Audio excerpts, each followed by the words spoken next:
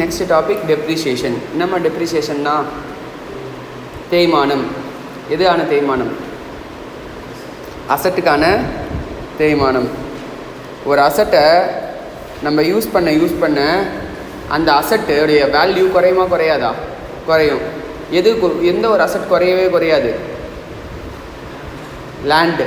லேண்டுக்கு மட்டும் டெப்ரிசியேஷன் கிடையாது. ஏன்னா லேண்ட் எப்பவுமே என்ன ஆகும், உனக்கு அப்ரிஷியேட் தான் ஆகும், டெப்ரிஷியேட்டு ஆகாது. ஓகேவா? ஸோ லேண்டுக்கு no depreciation. But land and பில்டிங்னு கொடுத்துருக்காங்கன்னா அப்போ அந்த பில்டிங்க்கு மட்டும் தான் என்ன பண்ணுறாங்க, டெப்ரிசியேஷன் போடுற. லேண்டுக்கு என்ன பண்ணல, டெப்ரிசியேஷன் போடலை. கிளியரா?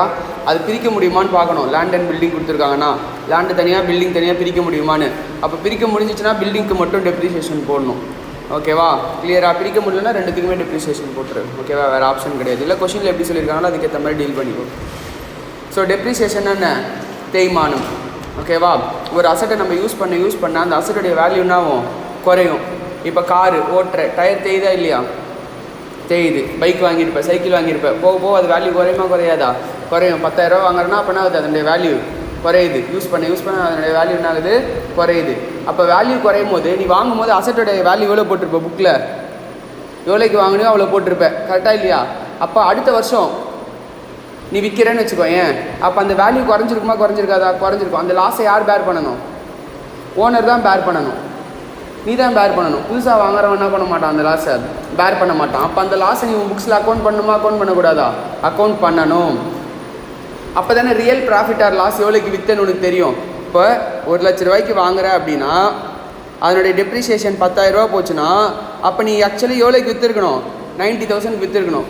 ஆனால் நீ 85,000 விற்கிற, அப்படின்னா அது லாஸு. நீ 95,000 விற்கிற, அப்படின்னா அது ப்ராஃபிட். புரியுதா இல்லையா? நீ வெறும்னே என்ன சொல்ல மாட்டேன், 1 lakh இது 95,000 விற்றேன், 5,000 லாஸ் அப்படின்னு என்ன பண்ணக்கூடாது, நீ டேரெக்டாக சொல்லக்கூடாது. அதனுடைய ரியல் வேல்யூ என்னன்னு கண்டுபிடிச்சிட்டு அந்த ரியல் வேல்யூலேருந்து ப்ராஃபிட் ஆர் லாஸ் என்ன பண்ணணும், நீ கண்டுபிடிக்கணும். புரியுதா? அந்த டெப்ரிசியேஷன்ன்றது நீ தான் என்ன பண்ணணும், லாஸாக பேர் பண்ணணும். ஓகேவா? இதை ஏன் நம்ம லாஸாக பேர் பண்ணுறோன்னா மேட்சிங் கான்செப்ட் அப்படின்னு ஒரு கான்செப்ட் இருக்குது. என்ன கான்செப்ட்டு? Matching concept. இது எல்லாமே உனக்கு ஃபஸ்ட்டு 2 சாப்டரில் சொல்லியிருப்பாங்க. நான் உனக்கு அங்கங்கே சொல்லிடுறேன் உனக்கு. இருந்தாலும் அதை நம்ம லாஸ்ட்டாக டிஸ்கஸ் பண்ணுவோம் ஒன் டே. புரியுதா? எடுத்தோடனே வெறும் தியரியாக டிஸ்கஸ் பண்ணால் உனக்கு புரியாது. ஸோ இந்த சம்ஸ் எல்லாமே பார்த்துட்டு அங்கே உனக்கு எக்ஸ்பிளைன் பண்ணும்போது என்ன ஆகும், தியரி சொல்லும் போது உனக்கு புரியும். ஓகேவா? ஸோ மேட்சிங் கான்செப்ட் என்ன சொல்லுதுன்னா, every revenue should be matched with the cost அப்படின்னு சொல்லுது. இப்போ இந்த மிஷினை யூஸ் பண்ணி நீ ப்ரொடியூஸ் பண்ணியிருப்பியா? மிஷினை யூஸ் பண்ணி ப்ரொடக்ஷன் பண்ணியிருப்பியா? ப்ரொடக்ஷன் பண்ணதை சேல் பண்ணியிருப்பியா? அப்போ சேல் பண்ணுறனா ஒரு இன்கம் வருதா? அப்போ அந்த இன்கம்னா அப்போ இந்த இன்கம் நீ சம்பாதிக்கிறதுக்கு என்ன ரியலாக காஸ்ட் இன்கர் பண்ண? அந்த மிஷினை நீ யூஸ் பண்ணியா? அப்போ அந்த மிஷின்லேருந்து ஒரு போர்ஷனை நீ காஸ்ட்டாக காட்டணுமா காட்டக்கூடாதா? அப்போ காஸ்ட்டாக P&L அதை டெபிட் பண்ணணுமா பண்ணக்கூடாதா? பண்ணணும். புரியுதா? கிரெடிட் சைடில் இந்த மிஷினை யூஸ் பண்ணி ஒரு இன்கம் நீ காட்டும் போது அப்போ இந்த மிஷினுக்கான லாஸ் எவ்வளோ, எக்ஸ்பென்சஸ் எவ்வளோன்றதையும் நீ என்ன பண்ணியிருக்கணும், காட்டியிருக்கணும். அப்படின்னு என்ன பண்ணுது, மேட்சிங் கான்செப்ட் உனக்கு சொல்லுது. அதனால் நம்ம என்ன பண்ணுறோம், வருஷம் டெப்ரிசியேஷனை சார்ஜ் பண்ணுறோம். விற்கிறோமோ இல்லையோ, இல்லைனா விற்கிற அன்றைக்கி நம்ம சார்ஜ் பண்ணிக்கலாம். கரெக்டாக இல்லையா? விற்கிற அன்றைக்கி மைனஸ் டெப்ரிசியேஷன் போட்டு ப்ராஃபிட் ஆர் லாஸ் நம்ம கேல்குலேட் பண்ணிக்கலாம். பட் மேட்சிங் கான்செப்ட் என்ன சொல்லுதுன்னா, எவ்ரி இயர் உன்னுடைய ரெவென்யூ என்ன ஆகணும், உன்னுடைய எக்ஸ்பென்சஸோட மேட்ச் பண்ணியிருக்கணும். நீ அப்போ தான் உன்னுடைய கம்பெனியோட ரியல் ப்ராஃபிட் ஆர் லாஸ் உனக்கு தெரியும்.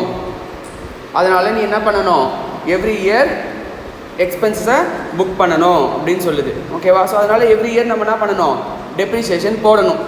எவ்ரி இயர் என்ன பண்ணணும், டெப்ரிசியேஷன் போடணும். கிளியரா? ஓகேவா? So first method of depreciation straight line method. ஓகேவா? Straight line method.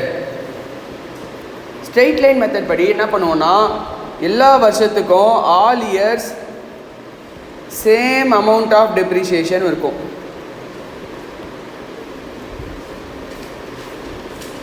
எல்லா வருஷமும் என்ன இருக்கும், சேம் அமௌண்ட் ஆஃப் டெப்ரிசியேஷன் இருக்கும்.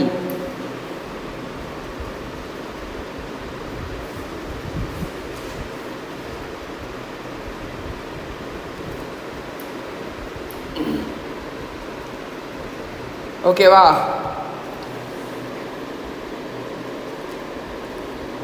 ஸோ இதனுடைய சம்ஸ் எப்படி உனக்கு கேட்கலாம் அப்படின்னா, ஃபஸ்ட்டு நார்மலாக ஒரு அசட்டை நீ பர்ச்சேஸ் பண்ணுறீன்னா அது என்னது? Cost of the asset.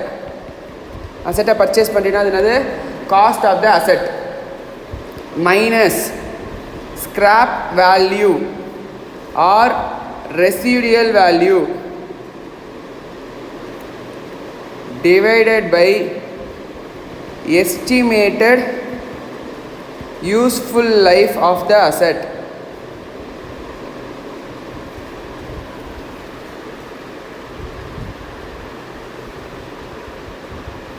ஒரு அசட்டை நீ 1 லட்ச ரூபாய்க்கு வாங்குற அண்ட் வாங்கும்போது நீ நினைக்கிற இந்த அசட்டை நீ கடைசியாக யாருக்குமே விற்கலைனாலும் தூக்கி ஸ்கிராப்பில் போட்டினாலும், ஸ்கிராப்னான்னு தெரியல, இங்கே வாங்குறாங்களா பழைய பொருள்லாம் வாங்குறாங்கள, அந்த மாதிரி ஸ்கிராப்பில் போட்டினாலும் உனக்கு ஒரு வேல்யூ வரும். அப்போ அந்த வேல்யூ ஷியோராக நீ ரெக்கவர் பண்ணுவியா மாட்டியா? ரெக்கவர் பண்ணுவேன். ஏன்னா நீ எஸ்டிமேட் பண்ணுற இவ்வளோ ஸ்கிராப்புக்கு போவோன்னா பண்ணுற. இதுவும் எஸ்டிமேட் தான். எஸ்டிமேட்னா என்ன கிடையாது, ரியல் கிடையாது. நீ யோசிக்கிற இதை ஃப்யூச்சரில் தூக்கி போட்டால் குப்பையில் போட்டால் கூட 5000 ரூபாய் என்னால் என்ன பண்ண முடியும், வாங்க முடியும் அப்படின்னு நினைக்கிறேன். அப்போ அந்த காசு ஷியோராக உனக்கு வரும். கரெக்டாக இல்லையா? அப்போ அந்த 5000 என்ன பண்ணிடணும், நீ மைனஸ் பண்ணிடணும். டிவைடட் பை உடைய useful life of the asset 10 இயர்ஸ்னு வச்சுக்கோங்க. அப்போ டெப்ரிசியேஷன் எவ்வளோ நமக்கு? 9500. டேரெக்டாக 1 lakh டிவைடட் பை 10ன்னு போடக்கூடாது. ஓகேவா? 1 lakh minus scrap value divided by useful life. கிளியரா? புரியுதாப்பா? ஷியரா? ஓகேவா? நெக்ஸ்ட்டு டெப்ரிஷியபிள் அமௌண்ட் அப்படின்னா என்னது? அப்படின்னா காஸ்ட் மைனஸ் ஸ்கிராப் வேல்யூ தான் அது டெப்ரிஷியபிள் அமௌண்ட். எவ்வளோக்கு எந்த அமௌண்ட் மேலே நீ டெப்ரிசியேஷனை சார்ஜ் பண்ண போறியோ அதுதான் அது டெப்ரிஷியபிள் அமௌண்ட். எந்த அமௌண்ட் மேலே டெப்ரிசியேஷனை சார்ஜ் பண்ண போறியோ அதுதான் அது உனக்கு டெப்ரிஷியபிள் அமௌண்ட். கிளியரா? ஓகேவா? புரியுதாம்மா?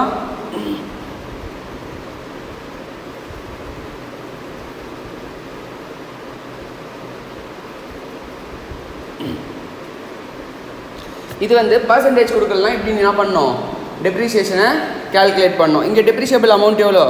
95,000. டெப்ரிசியேஷனுக்கு ஆல்டர்னேட் ஃபார்முலா என்ன? இதில் ஸ்ட்ரெயிட் லைன் மெத்தடை பொறுத்த வரைக்கும் depreciable amount divided by useful life. இதை தான் இங்கே ரீப்ளேஸ் பண்ணியிருக்கேன் டெப்ரிஷியபிள் அமௌண்ட்டுன்னு சொல்லி. உனக்கு டேரெக்டாக டெப்ரிஷியபிள் அமௌண்ட் கொடுத்துருந்தா நீ அதை யூஸ் பண்ணிக்கலாம். அப்படி இல்லைனா cost minus scrap value use பண்ணிக்கலாம். ஸ்கிராப் வேல்யூ கொடுக்கலனா ஸ்கிராப் வேல்யூ 0ன்னு கன்சிடர் பண்ணிக்கோ. ஸ்கிராப் வேல்யூ கொடுக்கலனா ஸ்கிராப் வேல்யூ என்னன்னு கன்சிடர் பண்ணிப்பேன், 0ன்னு கன்சிடர் பண்ணிப்பேன். கிளியரா? ஓகேவாப்பா? இது டெப்ரிசியேஷன் பர்சன்டேஜ் கொடுக்கலனா என்ன பண்ணணும், இந்த மாதிரி யூஸ் பண்ணணும். ஓகேவா? இப்போ கொஷினில் பர்சன்டேஜ் கொடுத்துருக்காங்க, 10% டெப்ரிசியேஷன் அப்படின்னு கொடுத்துருக்காங்க. அப்போ நீ என்ன பண்ணணும், 10% டெப்ரிசியேஷன் நீ சார்ஜ் பண்ணணும். ஓகேவா? 10% டெப்ரிசியேஷன் ஆன் காஸ்ட் வந்து சார்ஜ் பண்ணணும். ஏன்னா அவங்க ரேட் அரைவ் பண்ணும்போது அந்த ஸ்கிராப் வேல்யூலாம் கன்சிடர் பண்ணி தான் ரேட் என்ன பண்ணியிருப்பாங்க, அரைவ் பண்ணியிருப்பாங்க. புரியுதா? நீ காஸ்ட் மைனஸ் ஸ்கிராப் வேல்யூன்னு போட்டு பர்சன்டேஜ் அப்ளை பண்ணக்கூடாது.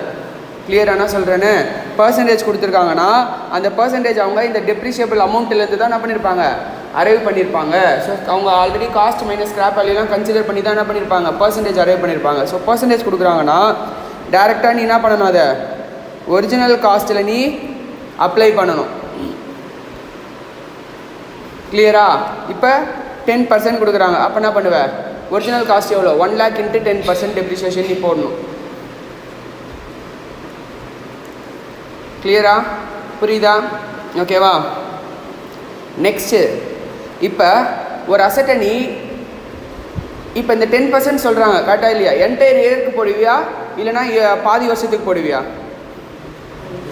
அந்த அசட்டை என்னைக்கு பர்ச்சேஸ் பண்ணியிருக்கோன்னு பார்க்கணும். ஓகேவா?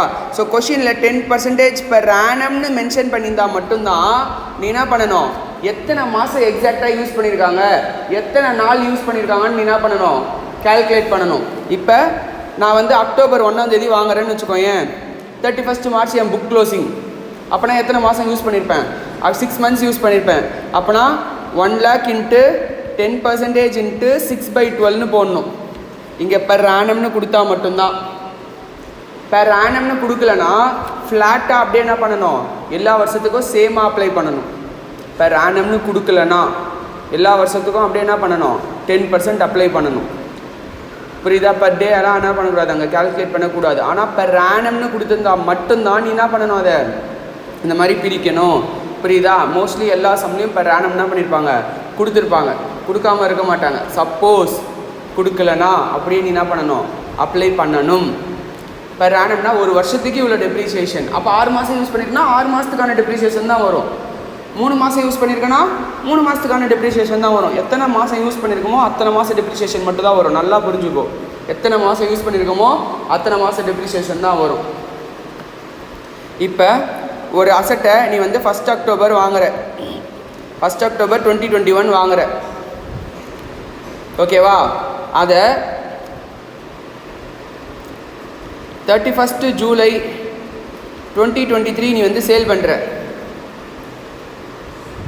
இப்போ எவ்வளோ டெப்ரிசியேஷன் நீ போட்டிருப்ப? ஃபஸ்ட் இயர் எத்தனை மாதத்துக்கான டெப்ரிசியேஷன் போட்டிருப்ப? 21 to 22 6 மந்த்ஸுக்கான டெப்ரிசியேஷன் போட்டிருப்ப. 22 to 23 1 இயர்க்கான டெப்ரிசியேஷன் போட்டிருப்ப.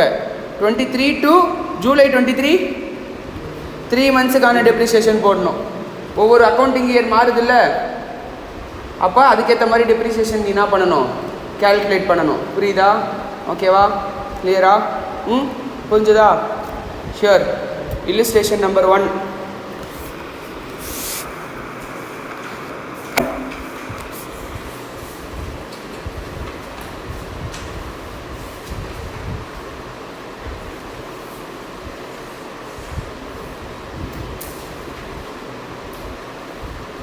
எனக்கு டெப்ரிசியேஷனை மட்டும் கண்டுபிடிச்சி சொல்லு, அதுக்கப்புறம் எப்படி போடுறதுன்னு நான் சொல்லித்தரேன். எனக்கு கேல்சி எடுத்து எவ்வளோ வந்து ஒவ்வொரு வருஷமும் டெப்ரிசியேஷன் போடுவேன் அப்படிங்கிறத மட்டும் சொல்லு.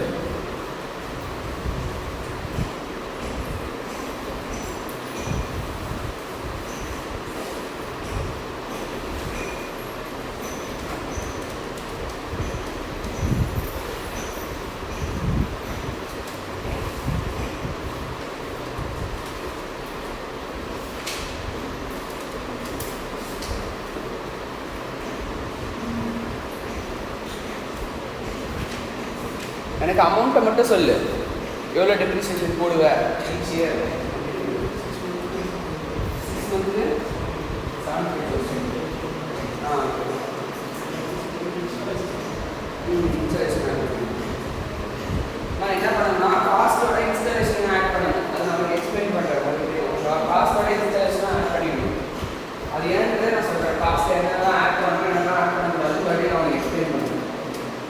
காஸ்ட்டோட இன்ஸ்டாலேஷன் என்ன பண்ணிக்கோ, ஆட் பண்ணிக்கோ. இப்போதைக்கு 15 lakhs போடு. 15 lakhs ஈச் இயர் டெப்ரிசியேஷன் எவ்வளோ, எத்தனை வருஷம் கேட்டுருக்காங்க, அத்தனை வருஷத்துக்கு டெப்ரிசியேஷன் எவ்வளோன்னு சொல்லு. நெக்ஸ்ட் 1,50,000. அவ்வளோதான். அக்கௌண்டிங் இயர் ஃபாலோ பண்ணுறாங்களா, கேலண்டர் இயர் ஃபாலோ பண்ணுறாங்களா? கேலண்டர் இயர் ஃபாலோ பண்ணுறாங்க. கேலண்டர் இயர் தானே 1 ஜனவரிலேருந்து 31 டிசம்பர் வரைக்கும் ஃபாலோ பண்ணுறாங்க. ஓகேவா? 1 இயராக வந்து அதை ட்ரீட் பண்ணிக்கிறாங்க. ஸோ அப்போ எப்போ வாங்கியிருக்கோம் அப்படின்னு பாரு. எப்போ வாங்கின டேட்லேருந்து எவ்வளோ நாளுக்கு டெப்ரிசியேஷன் வரும், ஃபஸ்ட் இயர் க்ளோசிங்க்கு, செகண்ட் இயர் க்ளோசிங்க்கு எவ்வளோ டெப்ரிசியேஷன் வரும் அப்படின்னு சொல்லி.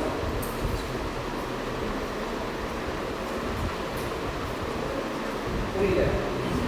ஃபஸ்ட்டு 15 lakhsக்கு வாங்கியிருக்காங்களா அசட்டை? எப்போ வந்து புக்ஸை க்ளோஸ் பண்ணுறாங்க? 31 டிசம்பர் க்ளோஸ் பண்ணுறாங்க. வாங்கின டேட் என்ன? 1 ஜூலை. 1 ஜூலைலேருந்து 31 டிசம்பர் 2021 வரைக்கும் எவ்வளோ நாள் இருக்குது? 6 மந்த்ஸ் இருக்குது. அப்போ 15 lakhs இன்ட்டு பர்சன்டேஜ் கொடுத்துருக்காங்களா, இன்ட்டு 10% இன்ட்டு 6/12 எவ்வளோ டெப்ரிசியேஷன்? 75,000. நெக்ஸ்ட்டு 1 ஜான் 2022லேருந்து 31 டிசம்பர் 2022 வரைக்கும் 15 lakhs இன்ட்டு 10% இன்ட்டு 6/12 போடணுமா போடக்கூடாதா? போடக்கூடாது. ஏன்னா என்டையர் இயருக்கு யூஸ் பண்ணியிருக்கான். ஸோ அது 1,50,000 என்னது டெப்ரிசியேஷன். கிளியரா? ஓகேவா? புரிஞ்சுதா? என்னம்மா அந்த வருஷம் முடிஞ்சிச்சு இல்லைம்மா, 2021 முடிஞ்சிச்சு இல்லை, 2022க்கான டெப்ரிசியேஷன் போடணும்ல. என்னப்பா எவ்ரி இயர்னும் கொடுத்துருக்காங்க, ஒரு வருஷம் மட்டும் கேட்கல உனக்கு. எவ்ரி இயர் இல்லை, கீழே கொஷினில் இப்போ ரெக்வயர்டில் என்ன சொல்லியிருக்காங்க, 2021க்கும் 2022க்கும் ஆன டெப்ரிசியேஷன் வந்து கேட்குறாங்க. அதனால் நம்ம அதோட ஸ்டாப் பண்ணிக்கிறோம். கிளியரா? புரிஞ்சுதா? இல்லைனா நம்ம எல்லா வருஷத்துக்கும் கேல்குலேட் பண்ணிக்கணும் கடைசி வரைக்கும். அவங்க கீழே ரெக்வயர்டில் 21, 22 கேட்டதுனால என்ன பண்ணுறோம், அந்த 2 வருஷத்தோடு நம்ம ஸ்டாப் பண்ணிக்கிறோம். பர்ச்சேஸ் ஆஃப் அசெட் என்ன ஜேர்னல் என்ட்ரி?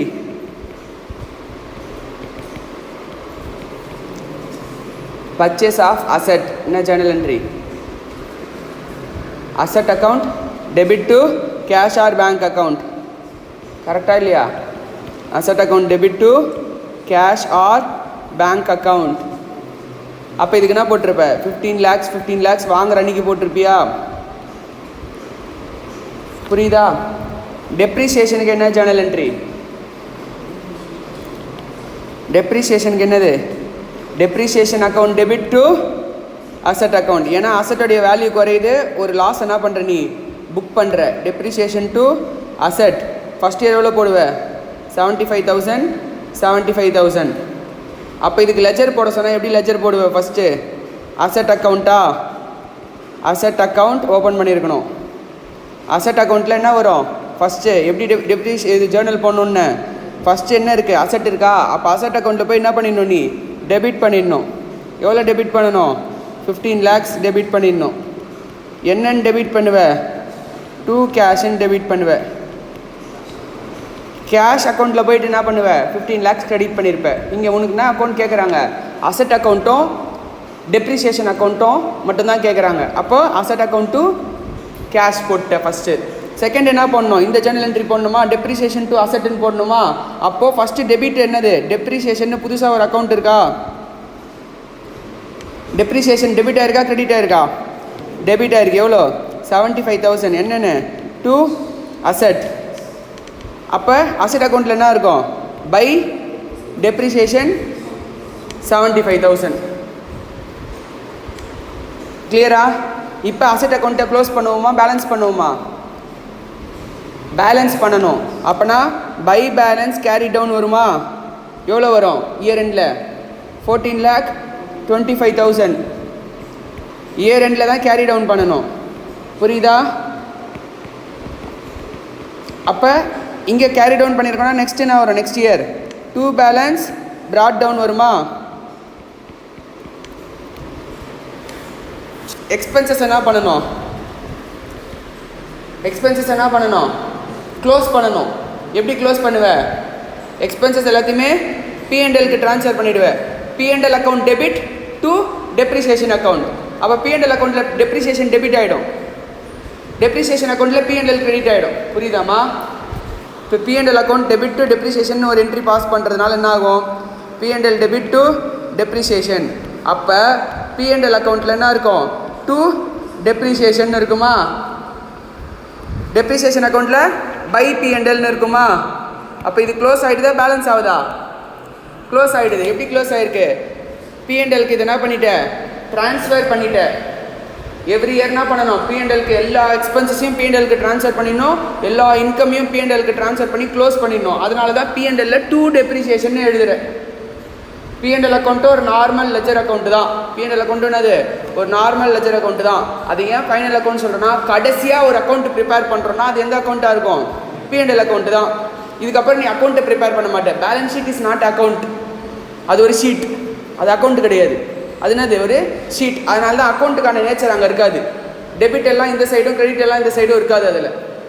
அது ஒரு ஷீட். அந்த ஷீட் எடுத்து நீ என்ன பண்ணுற, என்னுடைய அசட்ஸ்லாம் எவ்வளோ பேலன்ஸ் இருக்குது, இப்போ இங்கே பேலன்ஸ் பண்ணல, இந்த பேலன்ஸ் எடுத்துகிட்டு போய் அந்த ஷீட்டில் எழுதுகிற. உன் லயபிலிட்டி பேலன்ஸ் எவ்வளோ இருக்குது எடுத்துகிட்டு வந்து அந்த ஷீட்டில் எழுதுகிற. ஓகேவா? அதனால தான் அதை நான் சொல்கிறோம் பேலன்ஸ் ஷீட் அப்படின்னு சொல்கிறோம். எல்லா பேலன்ஸஸையும் கேரி பண்ணியிருக்கிற ஷீட்டுக்கு பேர் தான் அது பேலன்ஸ் ஷீட். அதில் என்ன பேலன்ஸ் இருக்கும், ஒன்லி அசெட்ஸ் பேலன்ஸோ லயபிலிட்டிஸ் பேலன்ஸ் மட்டும்தான் இருக்கும். பட் P&L என்னது, ஒரு அக்கௌண்ட். அது நார்மல் லெஜர் அக்கௌண்ட்டுக்கான எல்லா ஃபீச்சர்ஸுமே அந்த அக்கௌண்ட் என்ன பண்ணியிருக்கோம், உனக்கு வச்சுருக்கோம். Debit the expenses, credit the income. எல்லா லெஜர் அக்கௌண்ட்லேயே தானே பண்ணுற, debit the asset, credit the liability. Debit nature மட்டும் டெபிட்ல இருக்கும், credit nature மட்டும் என்ன இருக்கும் உனக்கு கிரெடிட்ல இருக்கும். ஸோ ஃபைனலாக என்ன பண்ணுற, அந்த P&L அக்கௌண்ட்டை க்ளோஸ் பண்ணி ப்ராஃபிட் எவ்வளோ வருதோ அது என்னது பேலன்ஸ் பண்ணுற. அதை பேலன்ஸ் எங்கே எடுத்துகிட்டு போகிற, நீ உன்னுடைய கேபிட்டல் அக்கௌண்ட்டில் எடுத்துகிட்டு போயிட்டு ஆட் பண்ணிக்கிற. ப்ராஃபிட் வந்துச்சுன்னா ஓனருக்கு கொடுக்க வேண்டிய காசுன்னு சொல்லி என்ன பண்ணுறத ஆட் பண்ணிக்கிற. புரியுதா? ஸோ அப்போது எல்லா எக்ஸ்பென்சஸையும் என்ன பண்ணணும், P&Lக்கு ட்ரான்ஸ்ஃபர் பண்ணி க்ளோஸ் பண்ணிடணும். இது ஃபஸ்ட் இயர்க்கான என்ட்ரி முடிஞ்சிச்சு. இப்போ செகண்ட் இயர்க்கான என்ட்ரி எப்படி வரும், மறுபடியும் செகண்ட் இயர் டெப்ரிசியேஷன் பாஸ் பண்ணியிருக்கியா. ஸோ மறுபடியும் இங்கே என்ன வரும், டூ அசெட், இங்கே பை டெப்ரிசியேஷன். செகண்ட் இயர்க்கான டெப்ரிசியேஷன் எவ்வளோ, 1,50,000. எப்படி க்ளோஸ் பண்ணுவ, பை P&L 1,50,000. இங்கே என்ன பண்ணணும், பேலன்ஸ் பண்ணணும், பை பேலன்ஸ் கேரி டவுன். இதுக்கும் எவ்வளோ டிஃப்ரென்ஸ் இருக்குது, 14,25,000 1,50,000 போச்சுன்னா 13,25,000, அதில் 50 போச்சுன்னா 12,75,000. 12,75,000. அதை நெக்ஸ்ட் இயர் என்ன பண்ணணும், ப்ராட் டவுன் பண்ணணும். கிளியரா?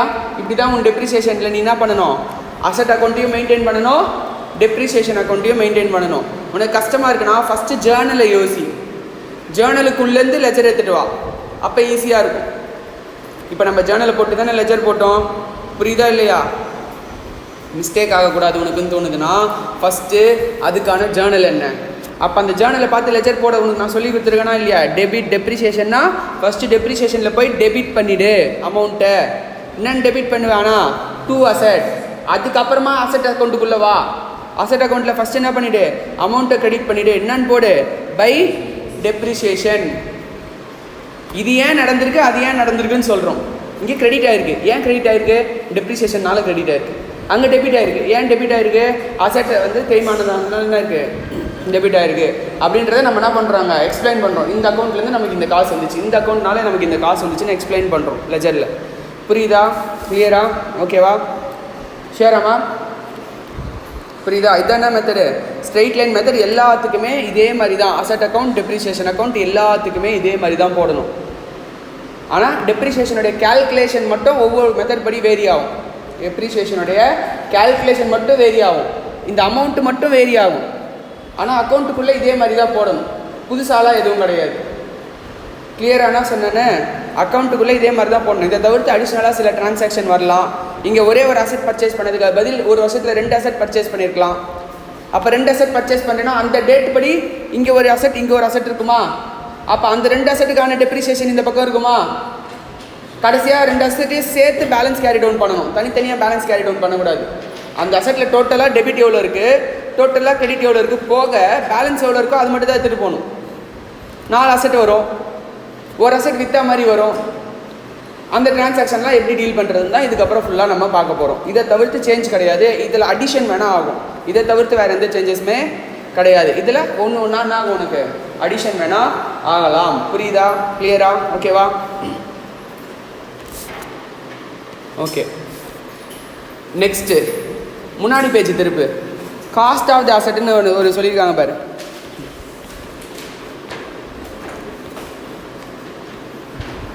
அதுக்கு முன்னாடி பேஜ்.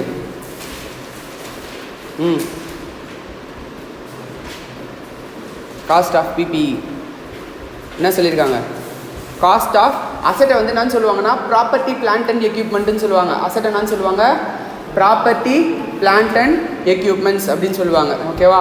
எல்லாமே அசட்டு தான் நமக்கு. ஓகேவா?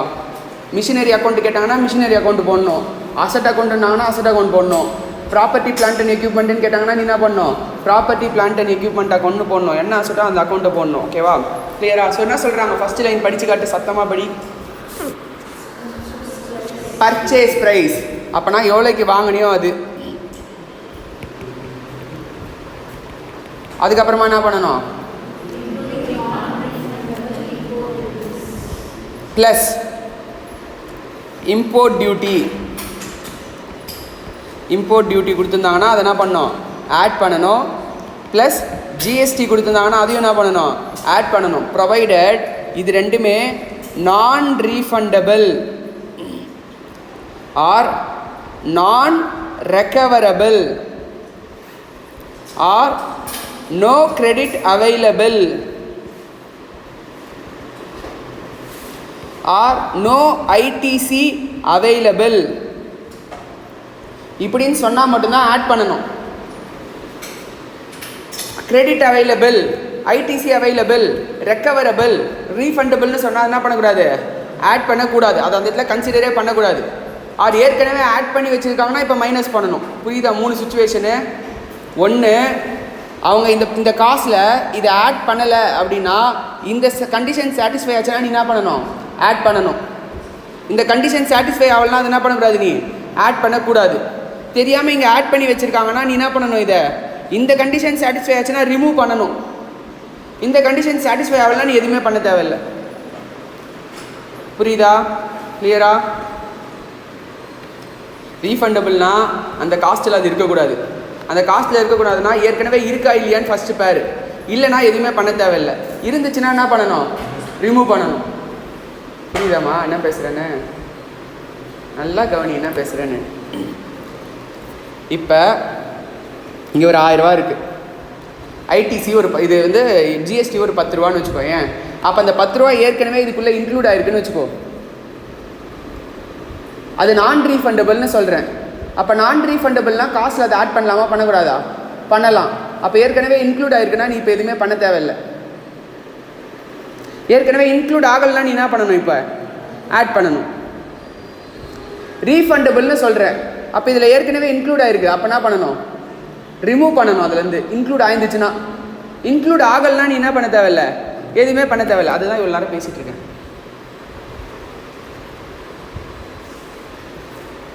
கிளியரா? இவ்வளோ டஃப்பாலாம் கேட்க மாட்டாங்க. நான் எல்லா பாசிபிலிட்டிஸும் டிஸ்கஸ் பண்ணுறேன்.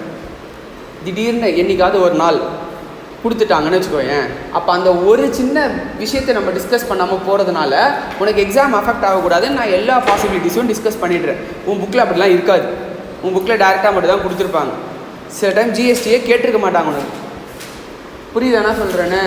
But to the worst case scenario கேட்டாங்கன்னா நீ என்ன பண்ணுவ, பண்ண தெரியணும்ல. அதுக்கு தான் நான் டிஸ்கஸ் பண்ணுறேன். இதெல்லாம் நான் டிஸ்கஸ் பண்ணணும்னு அவசியமே கிடையாது. யாருமே டிஸ்கஸும் பண்ணியிருக்க மாட்டாங்க. புரியுதானா சொல்கிறேன்னு? ஏன் டிஸ்கஸ் பண்ணுறேன்னா நாளைக்கு உனக்கு எப்படி கொஸ்டின் கேட்டாலும் உன்னால் அதை கை வைக்க முடியணும். அங்கே போயிட்டு உனக்கு டவுட் வரக்கூடாது எக்ஸாம் ஹாலில். இங்கேயே நீ அதை படிச்சுட்டு போயிட்டீன்னா, இந்த 4 சுச்சுவேஷன் தான் பாசிபிள்னு படிச்சுட்டு போயிட்டீங்கன்னா, அப்போ இந்த 4த்துக்கு எப்படின்னு படிச்சுட்டு போயிட்டீங்கன்னா அங்கே போய் உன்னால் என்ன பண்ண முடியும், ஈஸியாக அட்டென்ட் பண்ண முடியும். கிளியரா? ஓகேவா? புரியுதா? ஸோ ஃபஸ்ட்டு என்னது, இம்போர்ட் டியூட்டி அண்ட் ஜிஎஸ்டி. நான் ரீஃபண்டபிள்னால் அது காஸ்ட்டில் இருக்கக்கூடாது, அவ்வளோதான் மேட்டர். ஏற்கனவே இருக்குன்னா ஆட் பண்ணியிருக்கோன்னா ரிமூவ் பண்ணு. ஏற்கனவே இல்லைன்னா எதுவுமே பண்ணாத. சாரி, நான் ரீஃபண்டபிள்னா காஸ்ட்டில் இருக்கணும். மாற்றி சொல்லிட்டேன். நான் ரீஃபண்டபிள்னா காஸ்ட்டில் இருக்கணும். ரீஃபண்டபிள்னா காஸ்ட்டில் இருக்கக்கூடாது. ரீஃபண்டபிள்னா காஸ்ட்டில் இருக்கக்கூடாது. நான் ரீஃபண்டபிள்னா காஸ்ட்டில் இருக்கணும். சரியா? ஓகேவா? எழுதிக்கோ. நெக்ஸ்ட் என்னப்பா சொல்கிறாங்க இதுக்கப்புறம்? பர்ச்சேஸ் டேக்ஸ், அதான் ஜிஎஸ்டி. பர்ச்சேஸ் டேக்ஸு ஜிஎஸ்டி எல்லாமே ஒன்று தான். சரியா? நெக்ஸ்ட்டு என்னப்பா? ட்ரேட் டிஸ்கவுண்ட் கொடுத்துருக்காங்கன்னா அதை என்ன பண்ணிடணும், ரிமூவ் பண்ணிடணும். அது இதுக்கு முன்னாடியே ரிமூவ் பண்ணியிருப்பாங்க. ஜிஎஸ்டி கேல்குலேட் பண்ணுறதுக்கு முன்னாடியே என்ன பண்ணியிருப்பாங்கன்னா ட்ரேட் டிஸ்கவுண்ட் என்ன பண்ணியிருப்பாங்க, ரிமூவ் பண்ணியிருப்பாங்க. ரிமூவ் பண்ணிட்டு தான் ஜிஎஸ்டியை கேல்குலேட் பண்ணியிருப்பாங்க. ஸோ ஒரு ட்ரேட் டிஸ்கவுண்ட் வருதுன்னா அதை என்ன பண்ணிடணும், நம்ம ரிமூவ் பண்ணிடணும். ட்ரேட் டிஸ்கவுண்ட் வருதுன்னா அதை என்ன பண்ணிடணும், ரிமூவ் பண்ணிடணும். அது ரிமூவ் பண்ணிட்டு தான் ஜிஎஸ்டி கேல்குலேட்டே பண்ணுவாங்க. ஓகேவா? நெக்ஸ்ட்டு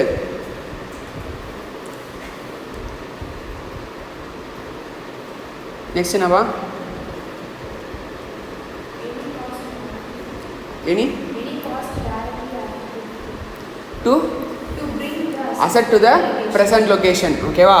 ஸோ இதை தவிர்த்து வேறு ஏதாவது ஒரு காஸ்ட் இந்த அசெட் ரிலேட்டடாக நீ இன்கர் பண்ணியிருக்க, இந்த அசெட்டை இங்கே கொண்டு வர வரைக்கும் இன்கர் பண்ணியிருக்க அப்படின்னா அந்த காஸ்ட்டையும் நம்ம என்ன பண்ணிக்கலாம், ஆட் பண்ணிக்கலாம். இப்போ ஒரு பெரிய மிஷினு லாரியில் வருது. அப்போ அந்த லாரி காஸ்ட்டையும் நம்ம என்ன பண்ணிக்கலாம், அசெட்டுடைய காஸ்ட்டில் இன்க்ளூட் பண்ணிக்கலாம். அதை தூக்கி கிரேனில் வைக்கிறாங்க, அந்த ஹையர் சார்ஜஸையும் நம்ம என்ன பண்ணிக்கலாம், இன்க்ளூட் பண்ணிக்கலாம். இன்ஸ்டால் பண்ணுறோம், அதையும் என்ன பண்ணிக்கலாம், நம்ம இன்க்ளூட் பண்ணிக்கலாம். இப்போ டிவிக்கெலாம் முன்னாடி இன்ஸ்டாலேஷனுக்கு 1000 ரூபா 2000 ரூபா அந்த மாதிரிலாம் வாங்குவாங்க கரெக்டாக இல்லையா? அப்போ அந்த இன்ஸ்டாலேஷன் பண்ணால் தான் அதை நம்ம என்ன பண்ண முடியும், ரன் பண்ண வைக்க. டிவி வெளியே வச்சாலே ஓடும். பட் நார்மலாக ஃப்ரிட்ஜ் இந்த ப்ளக் பாயிண்ட் அதெல்லாம் வந்து இன்ஸ்டாலேஷனை ட்ரீட் பண்ண மாட்டாங்க. வெறும் ப்ளக் பாயிண்ட் மாட்டுறது இன்ஸ்டாலேஷன் கிடையாது. புரியுதா? ஒரு மேஜர் இப்போ ஏசினா ஃபிட் பண்ணாமல் ஓடுமா, அது இன்ஸ்டாலேஷன். அப்போ அந்த இன்ஸ்டாலேஷனுக்கு என்ன காஸ்ட் இன்கர் பண்ணியிருக்கியோ அது எல்லாமே நம்ம என்ன பண்ணிக்கலாம், அசட்டோடைய காஸ்ட்டில் ஆட் பண்ணிக்கலாம். அது எப்படி இருக்கணும், டைரக்ட்லி அட்ரிபியூட்டபிள் காஸ்ட்டாக இருக்கணும். ஓகேவா? ஒரு கொஷின், இப்போ ஒரு மிஷின் வாங்குறதுக்கு நான் ஜப்பானுக்கு போயிட்டு வரேன். மிஷின் வந்தது தனி, மிஷினை ஃப்ளைட்டில் வர்றது ஆட் பண்ணிப்பேன், கரெக்டாக இல்லையா? அது எனக்கு தெரியும். லாரியில் வர்றது ஆட் பண்ணிப்பேன், இன்ஸ்டாலேஷன் எல்லாமே ஆட் பண்ணிப்பேன். இப்போ நான் போய் அந்த மிஷினை பார்த்துட்டு வரேன் ஜப்பானுக்கு, அந்த காஸ்ட்டை நான் ஆட் பண்ணலாமா? ஆட் பண்ணலாம். நான் அந்த ஜப்பானில் ஹோட்டலில் தங்கியிருக்கேன், ஆட் பண்ணலாம். சாப்பிட்றது ஆட் பண்ணலாம். ஏன்? எல்லாமே இந்த மிஷினை வாங்குறதுக்காக நான் பண்ணியிருப்பேன். அதனால தான் any cost directly attributable to bringing the asset to the present location. டைரெக்டாக இந்த மிஷினை வாங்குறதுக்கு என்னென்ன காஸ்ட்டெல்லாம் நீ இன்கர் பண்ணியோ எல்லா காஸ்ட்டையும் என்ன பண்ணலாம், அசட்டோடைய காஸ்ட்டில் ஆட் பண்ணிக்கலாம். புரியுதா? ஓகேவா? என்னப்பா எழுதிக்கோ. Plus directly attributable cost. இதுக்கு எல்லாமே எக்ஸாம்பிள் கொடுத்துருப்பாங்க. அந்த எக்ஸாம்பிள்லாம் நீ இப்போ மறுபடியும் படித்து எழுதிக்கணும். கிளாஸ் முடித்தோடனே தனியாக ஒரு நோட் எடுத்து காஸ்ட் ஆஃப் த அசட்டில் இதெல்லாம் ஆட் ஆகும்னு என்ன பண்ணு, எழுதி வை. இப்போ உனக்கு இது பெருசாக தெரியாது, இன்டரில் கண்டிப்பாக இதை பேஸ் பண்ணி சம் இருக்கும். இதை காஸ்ட் ஆஃப் த அசட்டை கண்டுபிடினே ஒரு சம்மு. புரியுதா? உனக்கு எல்லாத்தையும் கொஸ்டினில் கொடுத்துருவாங்க. அதனால் இங்கேயே அதை ஒழுங்காக படிச்சின்னா இன்டரில் அது உனக்கு ஈஸியாக இருக்கும். கிளியரானா சொல்கிறேன்னு? ஓகேவா? காஸ்ட் ஆஃப் த அசட்டை கண்டுபிடினே ஒரு சம் இருக்கும் இன்டரில். 10 மார்க் கொஸ்டின் வரும். கம்பல்சரி கொஸ்டினில் கூட நிறைய டைம் கேட்பாங்க. சரியா நான் சொல்கிறேன்னு? இன்டரில் கேட்பாங்க. இப்போ உனக்கு கம்பல்சரியில் கேட்டால் கேட்கலாம், கேட்காமையும் போகலாம், அது அவங்களோட இஷ்டம். சரியா? ஆனால் எல்லாமே உங்கள் புக்கில் தியரியாக இருக்குது. சரியா? நெக்ஸ்ட்டு வேறு என்னப்பா?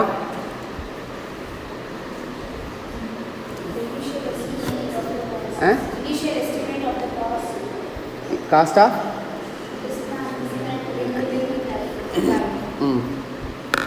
இப்போ ஏற்கனவே இங்கே ஒரு பெரிய மிஷின் இருக்குது. இந்த மிஷினை இங்கேருந்து ரிமூவ் பண்ணாதான் என்னால் அந்த மிஷினை இங்கே வைக்க முடியும். அப்போ இந்த மிஷினை ரிமூவ் பண்ணுற காஸ்ட்டையும் இந்த புது அசட் காஸ்ட்டில் நான் ஆட் பண்ணிக்கலாமா? ஆட் பண்ணிக்கலாம். ஓகேவா? இந்த மிஷினை ரிமூவ் பண்ணுறதுக்கு நான் ஒரு காஸ்ட் எஸ்டிமேட் பண்ணியிருப்பேன்ல, டிஸ்மேண்டில் பண்ணுறதுக்கு, இந்த இடத்துலேருந்து ரிமூவ் பண்ணுறதுக்கு, அந்த காஸ்ட்டையும் நான் என்ன பண்ணிக்கலாம், புது அசட்டோடைய காஸ்ட்டில் நான் என்ன பண்ணிக்கலாம், ஆட் பண்ணிக்கலாம். ஓகேவா? Plus dismantling removal cost of old machine, old asset. Next,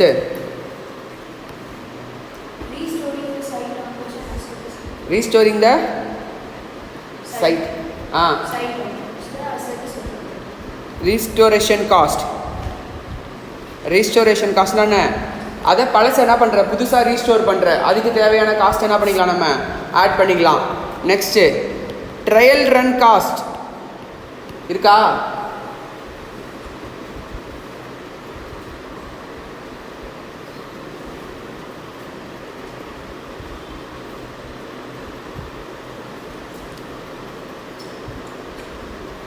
இருக்கா இல்லையா?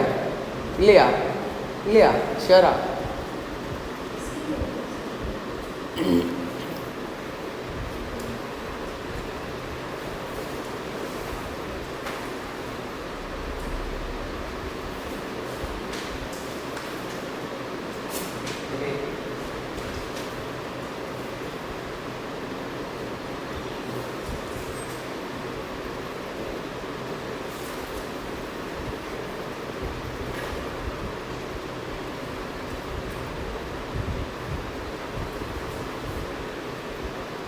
சரி, ஆட் பண்ணிக்கோ.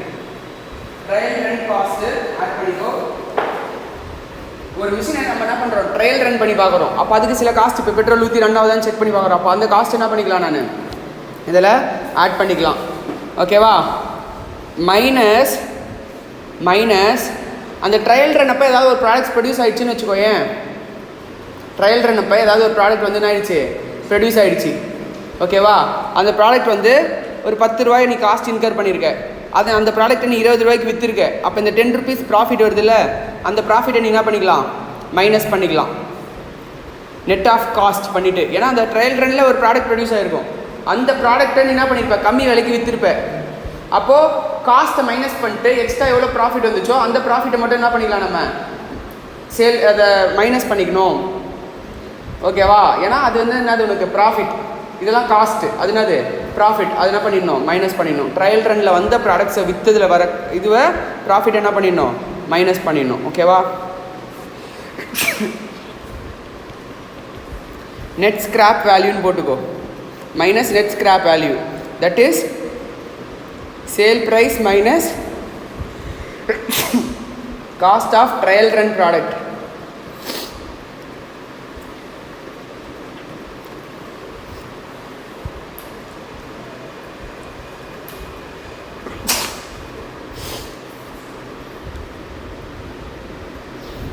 இதுதானே அது cost of the asset. So installation charges நீ ஆட் பண்ண மாட்டியா? இப்போ சொல்லு. ஆட் பண்ணணும். எரெக்ஷன் சார்ஜஸ் ஆட் பண்ணணும். எரெக்ஷனும் டைப் ஆஃப் இன்ஸ்டாலேஷன் தான். ஓகேவா? கிளியரா? எரெக்ஷன்ன்றது இன்ஸ்டாலேஷன் மாதிரி. ஓகேவா? அதை எரெக்ட் பண்ணுறதுக்கு தேவையான காஸ்ட், அந்த மிஷினை எரெக்ட் பண்ணுறதுக்கு தேவையான காஸ்ட். ஓகேவா? Next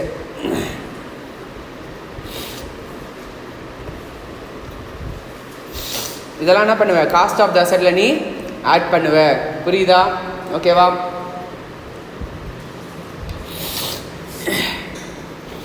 next WDV method.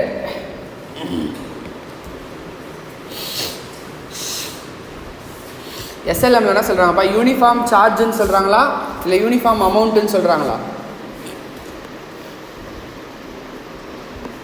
Uniform அமௌண்ட்டுன்னு சொல்கிறாங்க. கரெக்டாக இல்லையா? பட் உங்களுக்கு எக்ஸாம்பிள் ஒரு கொஸ்டின் யூனிஃபார்ம் சார்ஜ்னு கேட்டுருக்காங்க. ஓகேவா? யூனிஃபார்ம் சார்ஜ் SLM ட்ரீட் பண்ணிக்கலாம். பட் யூனிஃபார்ம் ரேட் தான் வந்து WDV. சரியா? ஸோ புக்கில் லைன் பை லைன் படிச்சுக்கோ. ஏன்னா 2 ஆஃப் மார்க்ஸில் கேட்பாங்க. இது இங்கே கான்ஸ்டன்ட் சார்ஜ்னு சொல்கிறாங்க. மேலே கான்ஸ்டன்ட் சார்ஜ், டிக்ரீசிங் சார்ஜ். அவங்க சார்ஜ்ன்ற வேர்டை SLMக்கு என்ன பண்ணுறாங்க, யூஸ் பண்ணுறாங்க. ஓகேவா? Constant charge or uniform charge அப்படின்னு சொன்னா அது SLM method. Decreasing charge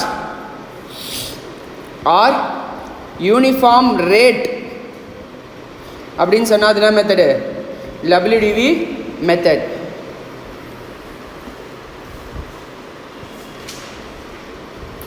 next percentage on original cost அப்படின்னு சொன்னாலும் SLM மெத்தட்.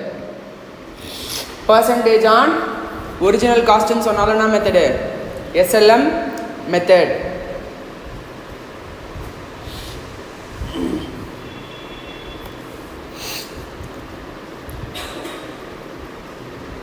என்னப்பா சந்தோஷ் கஷ்டமாக?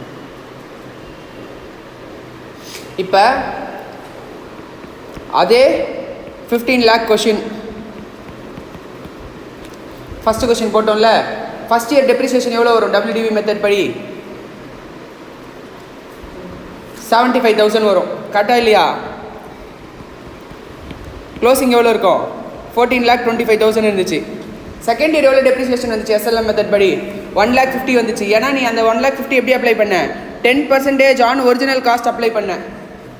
பட் WDVயில் என்ன பண்ணணும்னா 10% ஆஃப் புக் வேல்யூவில் அப்ளை பண்ணணும், ரிட்டன் டவுன் வேல்யூவில் அப்ளை பண்ணணும்.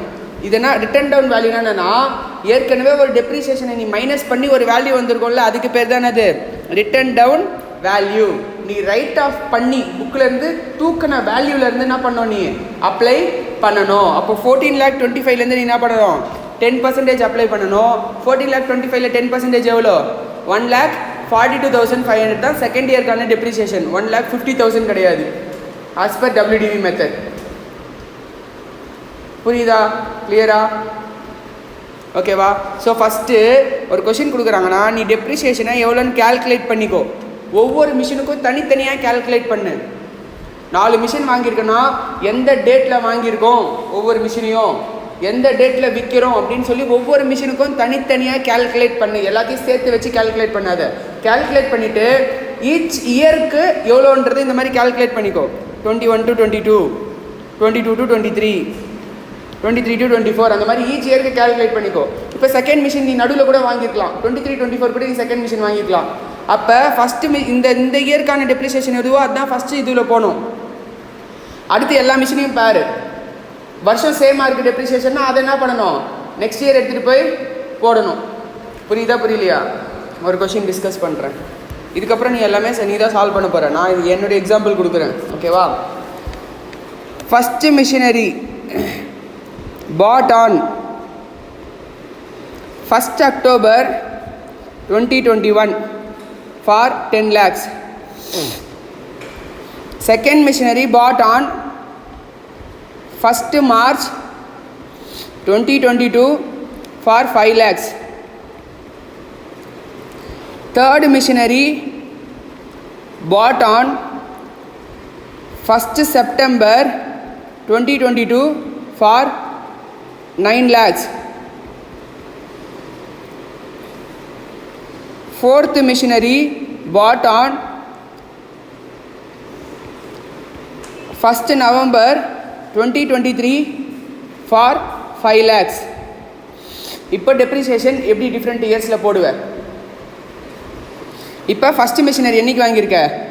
அக்டோபர் 2021 வாங்கியிருக்க. அப்போனா ஃபஸ்ட்டு மிஷினரிக்கு எப்படி வரும் உனக்கு டெப்ரிசியேஷன்? ஃபஸ்ட்டு மிஷினரி 21 to 22, கரெக்டா? அப்போ 21 to 22 தான் நீ டெப்ரிசியேஷன் போட்டிருப்ப. இதுக்கு எவ்வளோ போடுவேன்? ஸ்ட்ரெயிட் லைனே வச்சுக்கோ, எக்ஸாம்பிளுக்கு 10% ரேட்டுன்னு வச்சுக்கோ. அப்போனா 6 மந்த்ஸுக்கான டெப்ரிசியேஷன் எவ்வளோ? 50,000. என்னம்மா 9,50,000 இருக்குமா?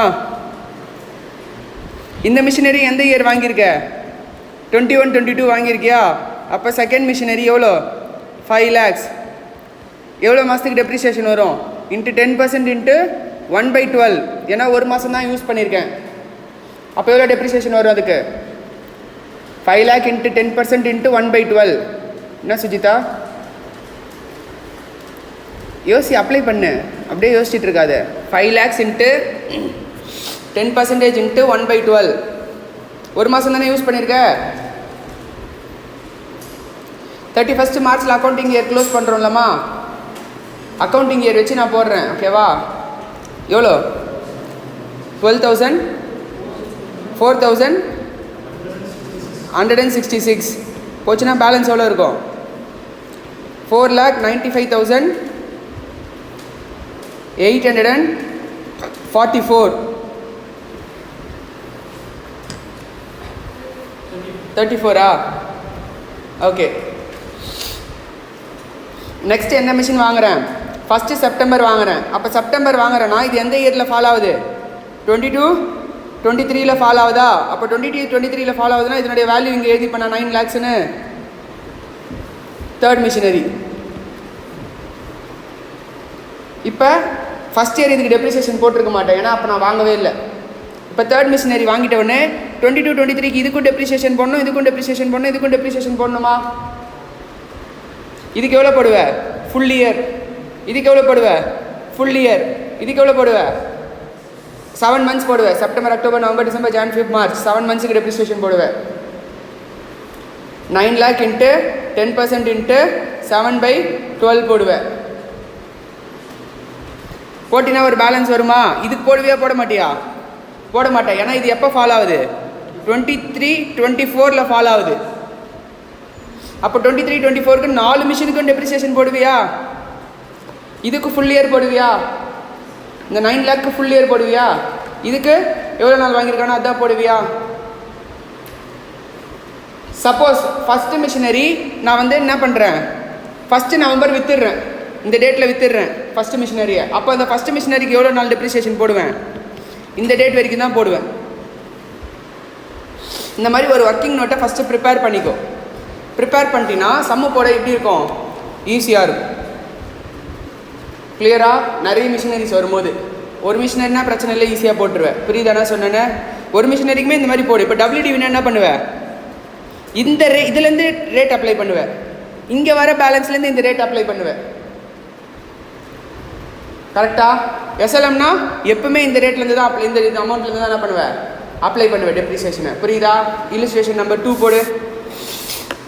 இல்லுஸ்ட்ரேஷன் 1ல் ஒரு அக்கௌண்ட் போட்டிருக்காங்க, புரியுதான்னு பார்த்துக்கோ. இப்போ நம்ம அந்த அக்கௌண்ட்டை ப்ரிப்பேர் பண்ணிட்டோம், கரெக்டா? நம்ம ப்ரிப்பேர் பண்ண அக்கௌண்ட் தான் அவங்க போட்டிருக்காங்க. நம்ம ஓகேவா?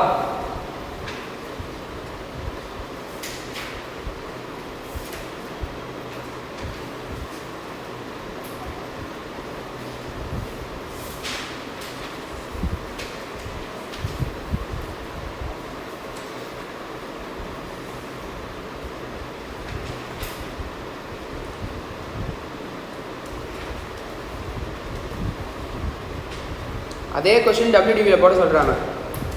அக்கௌண்ட் போடு.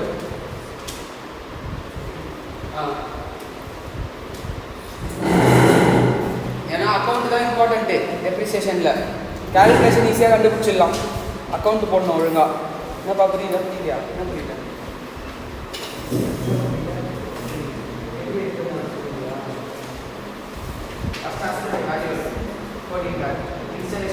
காஸ்ட் ஆட் பண்ணா 3 lakhs.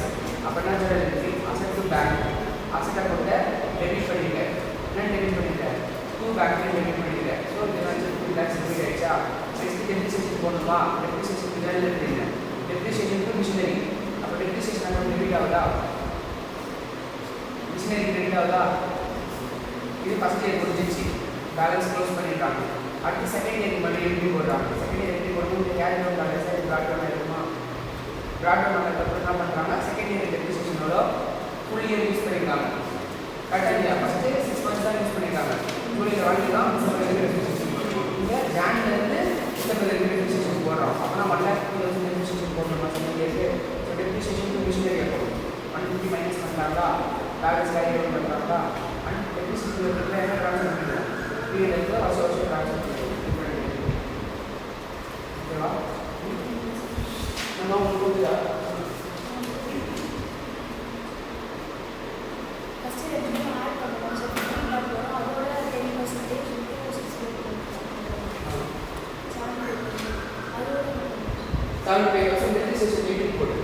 போட்டுட்டு பேலன்ஸ் கேரி டவுன் பண்ணுங்க. ஒவ்வொரு வருஷத்துக்கும் டெப்ரிசியேஷன் போடணும். ஒவ்வொரு வருஷமும் பேலன்ஸ் கேரி டவுன் பண்ணணும்.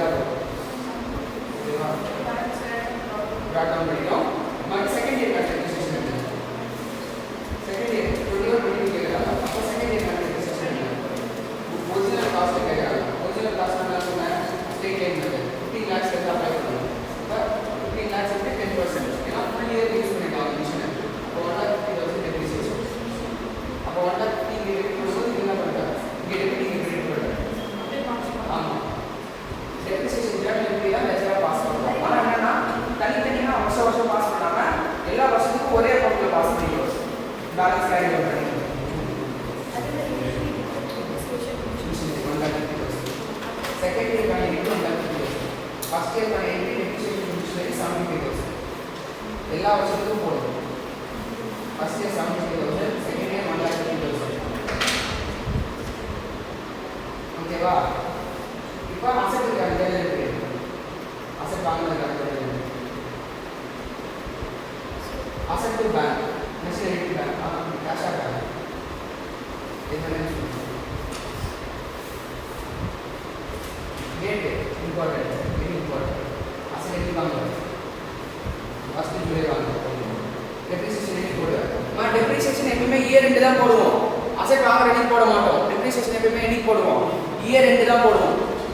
31st டிசம்பர் இயர் எண்டுனா 31st December, 31st March year எண்டுனா 31st மார்ச் போடணும். புரியுதா? ஸோ அந்த டேட் வரைக்கும் எத்தனை நாள் அந்த அசெட்டை யூஸ் பண்ணிருக்குன்றதுக்கு அந்த டெப்ரிசியேஷன் போடணும். அதை ஜேர்னல் வேணா போட்டுட்டு அதுக்கப்புறம் என்ன பண்ணுறேன், அதுக்கு அப்படியே லெஜர் போடு. புரியுதா? கண்டினியூஸாக போட்டுட்டு வா லெஜர். ஃபர்ஸ்ட் இன்னைக்கு என்ன வாங்க date report, first July 2021 assets to bank.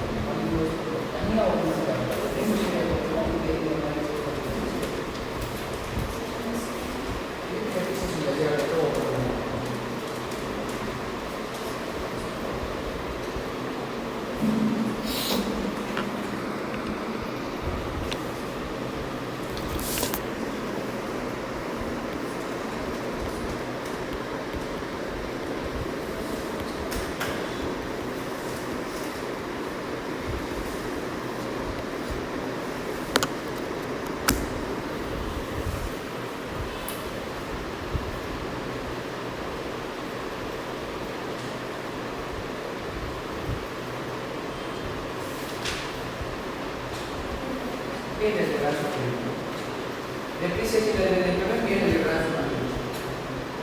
Now, P&L to depreciation level.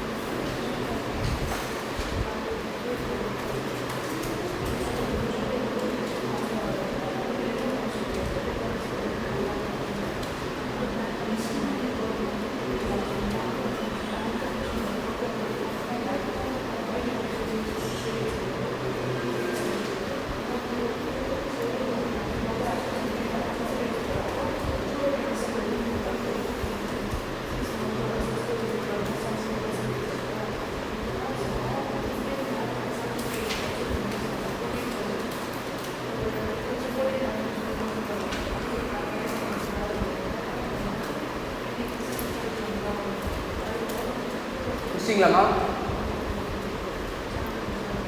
WDV method?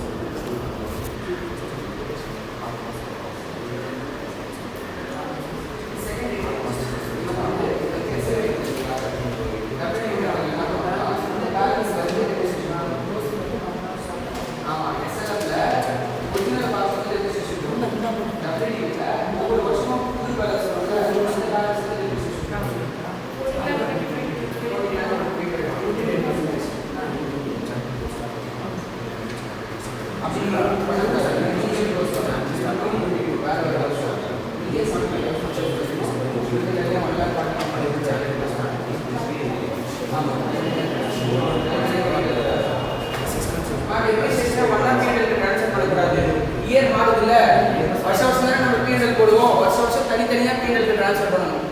ஓகேவா? அப்படிலாம் மிஸ்டேக் பண்ணாத. எதனா டவுட் இருக்குன்னா கேட்டுக்கோ.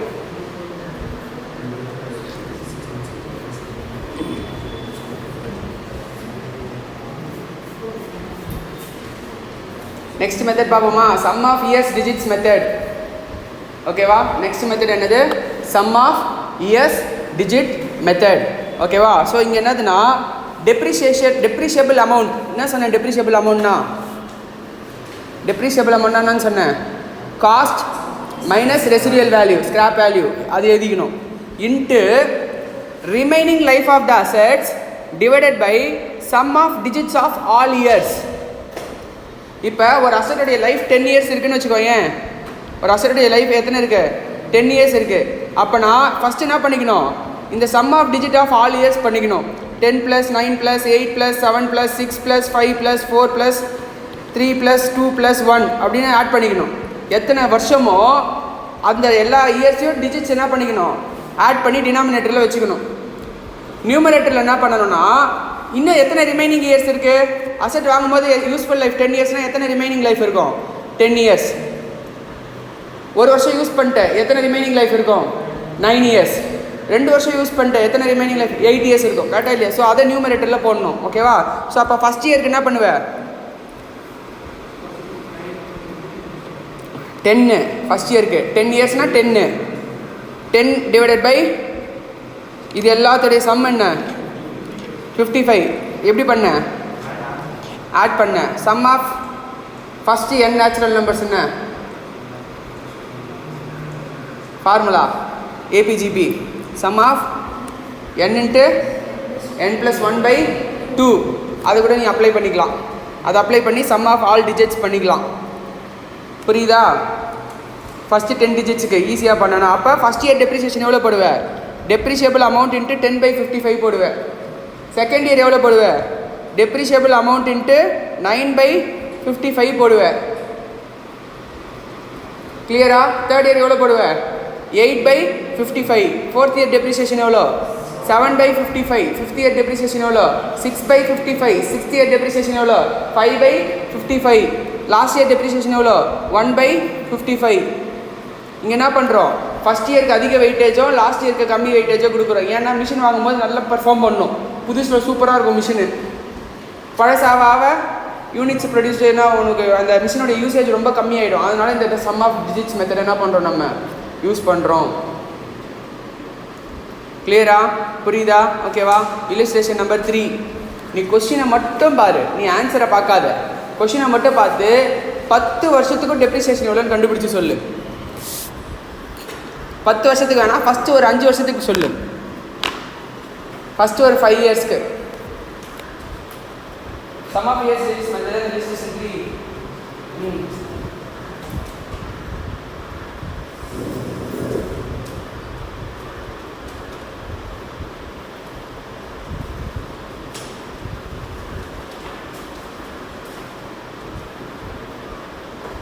இப்போ estimated useful life and scrap value respectively அப்படின்னு கொடுத்துருக்காங்க. பண்ணது ஃபர்ஸ்ட் வரதுக்கு ஃபர்ஸ்ட்டோ செகண்ட் வரதுக்கு செகண்டோ. Estimated useful life 10 years, scrap value 1,20,000. புரியுதா? ரெண்டு விஷயம் கொடுத்து ரெஸ்பெக்டிவ்லி சொல்றாங்கன்னா அர்த்தம் ஃபர்ஸ்ட் விஷயம் ஃபர்ஸ்ட்டுக்கும் செகண்ட் விஷயம் செகண்டுக்கும் அப்ளை ஆகும். நோட்ல எழுதி அப்பதான் வரும். காஸ்ட் ஆஃப் த அசெட் இவ்வளோ, ஸ்கிராப் வேல்யூ இவ்வளோ, டெப்ரிஷியபிள் அமௌண்ட் இவ்வளோ.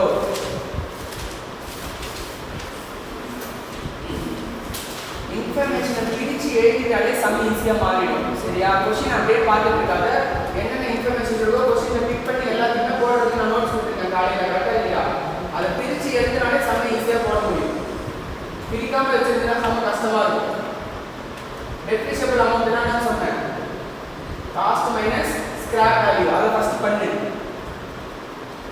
அப்புறம் first year depreciation is equal to என்னது? 10/55 போடுவேன்.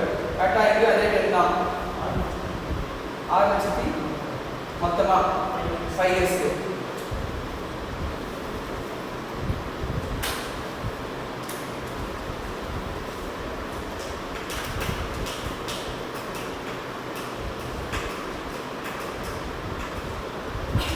இப்போ பேலன்ஸ் கொஸ்டின் படிச்சு பாரு. சந்தோஷம் தான் கேட்குறாங்க. 5th இயர் தான் கேட்குறாங்க அவங்க டேரெக்டாக. ஃபர்ஸ்ட் 5 வருஷம் கேட்கல. அப்போ 5th இயர் தான் இருக்கும். ஓப்பனிங் பேலன்ஸ் இருக்கும். அந்த ஓப்பனிங் பேலன்ஸ் எப்படி வந்துருக்கும்? Cost minus depreciation. ஓகேவா? அப்போ அந்த பேலன்ஸ்லேருந்து 5th இயர்க்கான டெப்ரிசியேஷன் 6th இயர்க்கான டெப்ரிசியேஷன் என்ன பண்ண போகிறேன்? இப்போ அங்கே போட போகிறேன். அதுக்கப்புறம் க்ளோஸ் பண்ண போகிறேன். ஓகேவா?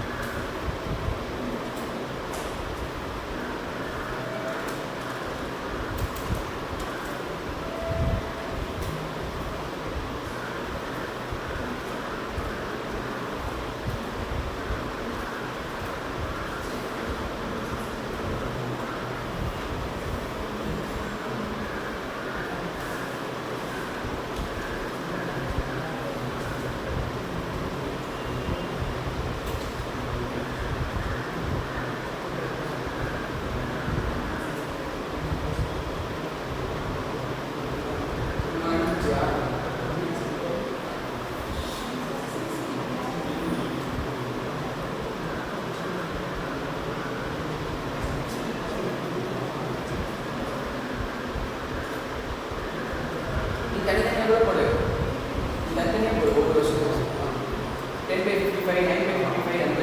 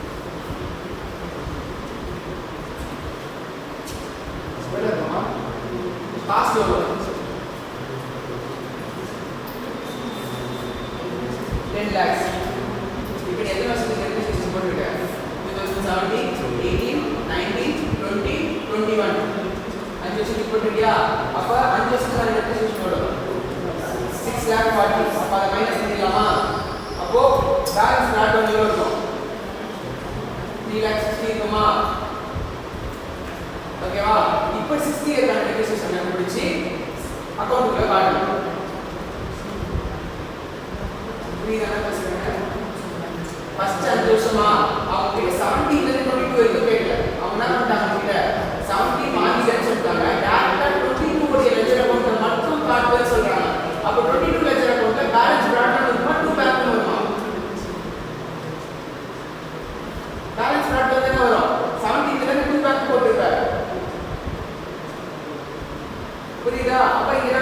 balance brought down. எவ்வளோ இருக்கும் பேலன்ஸ் brought down 3,60,000 60,000 தான் இருக்கும். ஏன் 10 லட்ச ரூபாய்க்கு வாங்கியிருக்கேன், அதனுடைய டெப்ரிசியேஷன் போச்சுன்னா பேலன்ஸ் என்னோட லட்சம் இருக்கும். ஸ்கிராப் வேலையை நம்ம கன்சிடரேஷன் பண்ணக்கூடாது. காஸ்ட் மைனஸ் டெப்ரிசியேஷன் மட்டும் பேலன்ஸ் ப்ராடக்ட்ல வரும். ஆனா டெப்ரிசியேஷன் அமௌண்ட் வேற, காஸ்ட் மைனஸ் இது வேற, க்ளோசிங் பேலன்ஸ். கரெக்டா இல்லையா? புரியுதா என்ன சொல்றேன்? காஸ்ட் மைனஸ் டெப்ரிசியேஷன் பண்ணினா அது ஓப்பனிங் பேலன்ஸ் இருக்கும். அப்ப கரண்ட் இயர்க்கான டெப்ரிசியேஷன் கண்டுபிடிக்கணுமா கூடாதா? 60 இயர்க்கான டெப்ரிசியேஷன், 60 இயர்க்கான டெப்ரிசியேஷன் கண்டுபிடிச்சி மைனஸ் பண்ணி க்ளோசிங் பேலன்ஸ் கண்டுபிடிச்சி லட்சத்தை க்ளோஸ் பண்ணணும். அவ்வளவுதான். கிளியரா? போக போக ஈஸியாக இருக்குமா? ஃபஸ்ட் அப்படி தான் இருக்கும். 10 சம் போட 10 வாட்டி பார்த்தீங்கன்னா புரிஞ்சிடும். ஃபஸ்ட்டு டே எல்லாமே கஷ்டம் தான். ஆனால் இன்னைக்கு வச்சு இது கஷ்டம் இக்னோர் பண்ணாது. சைக்கிள் ஓட்டுறது, கொம்பு சுற்றுறது எதுவாக இருந்தாலும் முதல்லாம் கஷ்டம் தான். அதனால் அதை வச்சே இதுதான் அவுட்புட்னு என்ன பண்ணக்கூடாது, டிசைட் பண்ணக்கூடாது. இதை ஒரு 10 தடவை பார்க்க தான் என்ன பண்ணிருக்கான் ஃபஸ்ட் டே போட்டவே அப்படின்னு பார்க்க தான் அந்த சம் ஈஸியாக மாறும். நீ பார்க்காம டேரெக்டாக எக்ஸாம் முன்னாடி நாள் பார்த்தனாலும் கஷ்டமாக தான் இருக்கும். நடுவில் அப்பப்போ எடுத்து என்ன பண்ணிக்கணும், ரிவிஷன் பண்ணிகிட்டே இருக்கணும். அப்போ தான் எக்ஸாம் ஈஸியாக இருக்கும். சரியா? அழகாக ஸ்கோர் பண்ணலாம் 300லாம். சும்மா ரிவிஷன் பண்ணாலே 300 ஸ்கோர் பண்ணிடலாம். சரியா? ஸ்கோர் பண்ணலாம்ப்பா, பயப்படாத. எல்லாமே படிச்சிடுறோம், ரிவிஷன் தான் முக்கியம். சரியா?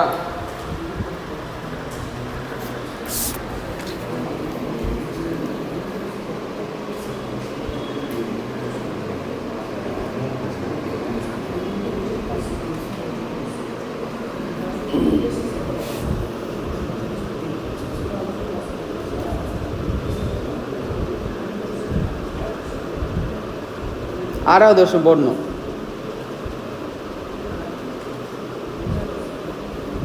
ஃபைவ் இயர் வரைக்கும் 6,40,000பா. அவங்க என்ன பண்ணியிருக்காங்கன்னு புரிஞ்சுதா? நீ பண்ணது புரிஞ்சுதா? அவங்க என்ன பண்ணியிருக்காங்கன்னு புரிஞ்சுதா? டினாமினேட்டர் எல்லாத்துக்கும் 55ன்னு வரவே அவங்க என்ன பண்ணிட்டாங்க, நியூமரேட்டர் 10 + 9 + 8 + 7 + 6 ஆட் பண்ணிட்டாங்க. ஆட் பண்ணி டேரெக்டாக என்ன பண்ணிட்டாங்க, ஒரே ஒரு தடவை 5 வருஷத்துக்கான டெப்ரிசியேஷனை சிங்கிளாக கண்டுபிடிச்சிட்டாங்க. உனக்கு எடுத்தோடனே சொன்னால் ஒரு மாதிரி இருக்குமே தான் நான் போட சொன்னேன். ஓகேவா? அம்மா புக்கில் என்ன பண்ணியிருக்காங்கன்னா ஆல் டினாமினேட்டர் சேமாக இருக்கா 5 வருஷத்துக்கும் 55 இருக்கா? அப்போ நியூமரேட்டர் மொத்தத்தையும் ஆட் பண்ணிக்கலாமா? ஆட் பண்ணி ஒரே தடவை மல்டிபிள் பண்ணால் 5 இயர்ஸ்க்கான டெப்ரிசியேஷன் கிடச்சிருமா? 10 + 9 + 8 + 7 + 6 / 55 போட்டால் 5 இயர்ஸ்க்கான டெப்ரிசியேஷன் கிடச்சிருமா? அதுதான் புக்கில் பண்ணியிருக்காங்க. சரியா? பட் நீ தனித்தனியாக கூட கால்குலேட் பண்ணிக்கோ. உனக்கு புரிஞ்சிச்சுன்னா ஓகே, எல்லா வேவும் நான் சொல்லிடுறேன். சரியா? ஸோ அதுக்கப்புறம் என்ன பண்ணோம், இப்போ 22 அக்கௌண்ட் மட்டும் தான் கேட்குறாங்க. 22 புக்கில் எவ்வளோ பேலன்ஸ் இருக்கும்? ஃபஸ்ட்டு 22க்கு முன்னாடி என்ன நடந்திருக்கும்னு பாரு. 2017 10 lakhs இருந்திருக்குமா? இப்போ வருஷம் மொத்தமாக 6,40,000 டெப்ரிசியேஷன் போட்டிருப்பியா? அப்போ பேலன்ஸ் கேரி டவுன் 3,60,000 இருக்குமா? ஆனால் அதை நீ காட்ட தேவையில்லை. உன்னுடைய ஒர்க்கிங் பர்பஸ்க்கு வேணால் நீ எழுதி சும்மா என்ன பண்ணிக்கோ, பென்சிலில் எழுதிக்கோ. 3,60,000 இருக்குமா பேலன்ஸ் ப்ராட் டவுன் 22ல். இப்போ 22க்கான டெப்ரிசியேஷன் போடணுமா? 22க்கான டெப்ரிசியேஷன் என்ன? டெப்ரிஷியபிள் அமௌண்ட் இன்ட்டு 5/55 எவ்வளோ? 80,000 டெப்ரிசியேஷன். அப்போ மறுபடியும் பேலன்ஸ் கேரி டவுன் எவ்வளோ இருக்கும்? 2,80,000 இருக்குமா? அப்போ நெக்ஸ்ட்டு 23ல் 2 பேலன்ஸ் ப்ராட் டவுன் எவ்வளோ இருக்கும்? 2,80,000 இருக்கும். அதோடு முடிஞ்சிச்சு. இதுக்கு டெப்ரிசியேஷன் அக்கௌண்ட்டும் ஓப்பன் பண்ணணும். டெப்ரிசியேஷன் அக்கௌண்ட் என்ன காட்டுவ கீழே? டெப்ரிசியேஷன் 80,000, P&L 80,000, 22 அவ்வளோதான் முடிஞ்சிச்சு. கிளியரா? என்ன சந்தோஷ்? ஓகேவா? என்னம்மா அதான் ஓகேவா? நெக்ஸ்ட்டு என்ன மெத்தடு சொல்கிறாங்க? Machine hours method. நெக்ஸ்ட் என்ன சொல்கிறாங்க? Machine hours method.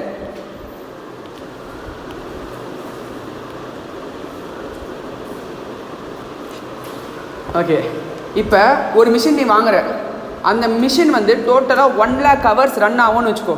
அந்த மிஷின் வந்து டோட்டலாக எவ்வளோ ஹவர்ஸ் ரன் ஆகுது? 1 lakh ஹவர்ஸ் அந்த மிஷினுடைய கெப்பாசிட்டி. அதுக்கு மேலே அந்த மிஷினால் என்ன பண்ண முடியாது, ரன் பண்ண முடியாது. இப்போ கார்னா கிலோமீட்டர் 2 lakh கிலோமீட்டர் வரைக்கும் தான் ஓடும் அப்படின்னு சொல்கிறாங்களா, அந்த மாதிரி மிஷின் வாங்குறேன்னா எவ்வளோ machine hours? 1 lakh hours run ஆகும்.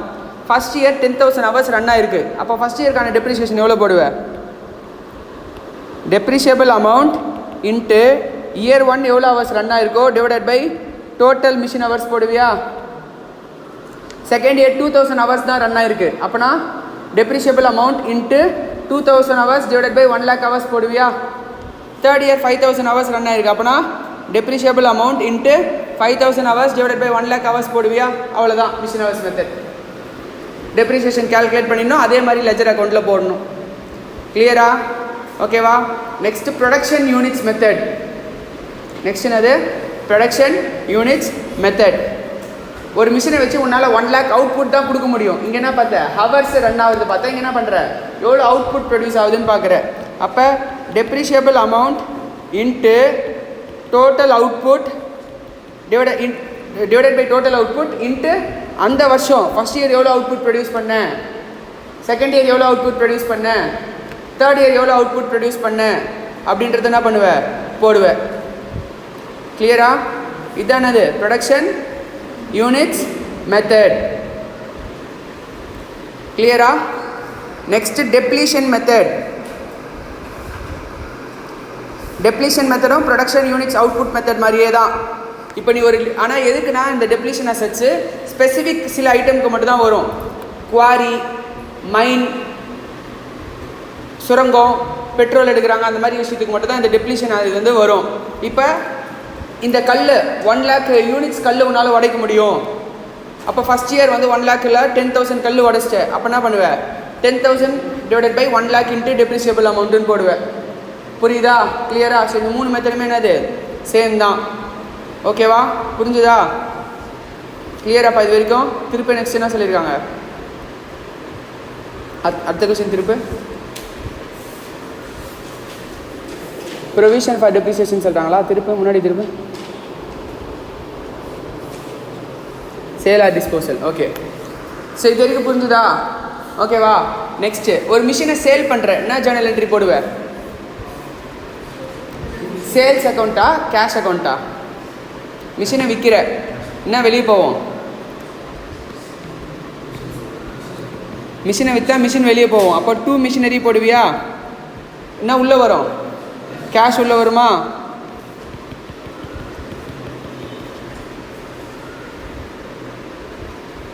புரியுதா? ஆனால் இது கூட என்ன பண்ணணும்னா ப்ராஃபிட் ஆர் லாஸ் புக் பண்ணணும். இது கூட என்ன பண்ணணும்? ப்ராஃபிட் ஆர் லாஸ் நீ என்ன பண்ணணும்? புக் பண்ணணும். ஓகேவா? கிளியரா? இப்போ அந்த ப்ராஃபிட் ஆர் லாஸை நீ எப்படி புக் பண்ணுவ அப்படின்னா நல்லா கவனிச்சுக்கோ, இதுதான் ரொம்ப இம்பார்ட்டண்ட்டு. Cost minus depreciation. இது வரைக்கும் நீ போட்டிருப்பல, அந்த மிஷினை விற்கிறதுக்கு ஒரு நாள் முன்னாடி வரைக்கும் டெப்ரிசியேஷன் போட்டிருப்பல. அப்போ காஸ்ட் மைனஸ் டெப்ரிசியேஷன் என்னன்னு சொல்லணும்? நீ புக் வேல்யூ. நீ விற்கிற ப்ரைஸ் என்ன? Sale value. நீ விற்கிற ப்ரைஸ் என்ன? Sale value. Sale value is more then book value அப்படின்னா என்னது? ப்ராஃபிட். புக் வேல்யூ 100 ரூபா இருக்குது, நீ 110 ரூபாய்க்கு விற்கிற, அப்படின்னா என்னது? Profit. Sale value is less than book value அப்படின்னா என்னது? லாஸ். ப்ராஃபிட் வந்துச்சுன்னா ப்ராஃபிட் என்ன ஆகணும்? கிரெடிட் ஆகணும். கரெக்டாக இல்லையா? அப்போ ப்ராஃபிட் வருதுன்னா டு P&L போடணும். லாஸ் வருதுன்னா P&L அக்கௌண்ட்டை டெபிட் பண்ணணும். இப்போ ப்ராஃபிட் வருதுன்னா கேஷ் எவ்வளோ? 100, மிஷினரி எவ்வளோ இருக்கும்? 100, ப்ராஃபிட் எவ்வளோ? 10, கேஷ் எவ்வளோ? 110. ஏன்னா இது என்னது? Sale value. இது என்னது? Book value. இது என்னது? ப்ராஃபிட். லாஸ் வருதுன்னா cash debit, P&L debit to machinery. அப்போ இங்கே 90 தான் வாங்கியிருப்ப, லாஸ் 10, மிஷினரி 100. இது சேல் வேல்யூ, இது புக் வேல்யூ, சாரி இது லாஸு, இது என்னது? Book value. புரியுதா? எழுதிக்கோ. இந்த ஜேர்னல் என்ட்ரி போட்டுட்டு நீ என்ன பண்ணணும்? இந்த ஜேர்னல் என்ட்ரிக்கு லெஜரில் என்ன பண்ணணும்? என்ட்ரியை பாஸ் பண்ணணும். கிளியரா? ஓகேவா? புரியுதாப்பா? எழுது, சீக்கிரம் எழுது. புரிஞ்சுதா?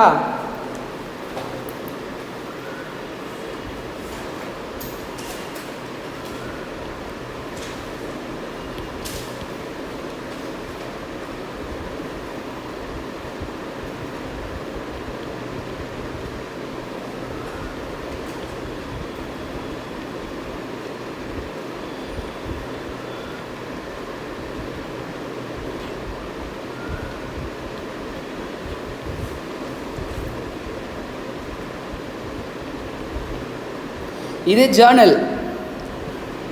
ஓகேவா? இப்போ மிஷினரி அக்கௌண்ட்டில் எப்படி டீல் பண்ணணும் அப்படின்னா, மிஷினரி அக்கௌண்ட்டில் ப்ராஃபிட் வந்துச்சுன்னா என்ன பண்ணணும்? டெபிட் சைடில் போடணும். P&L மிஷினரி அக்கௌண்ட்டில் ப்ராஃபிட் வந்துச்சுன்னா P&L எந்த சைடில் போடணும்? டெபிட் சைடில் போடணும்.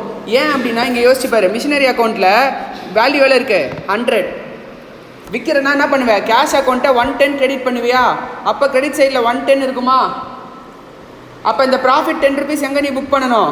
டெபிட் சைடில் இங்கே டெபிட் பண்ணி உன் P&L அக்கௌண்ட்டில் கிரெடிட் பண்ணிடணும். இங்கே டெபிட் பண்ணி உன் P&L அக்கௌண்ட்டை கிரெடிட் பண்ணிடணும். ஸோ மிஷினரி அக்கௌண்ட் என்ன ஆகும்? ப்ராஃபிட்டை டெபிட் ஆகும். ப்ராஃபிட் கிரெடிட் தானேன்னு சொல்லாத, P&L அக்கௌண்ட்டில் கிரெடிட் போகும். அப்போ மிஷினரி அக்கௌண்ட்டில் எப்படி இருக்கணும்? அது டெபிட்டில் இருக்கணும். லாஸ் P&L அக்கௌண்ட்டில் எங்கே இருக்கும்? டெபிட்டில் இருக்கும்.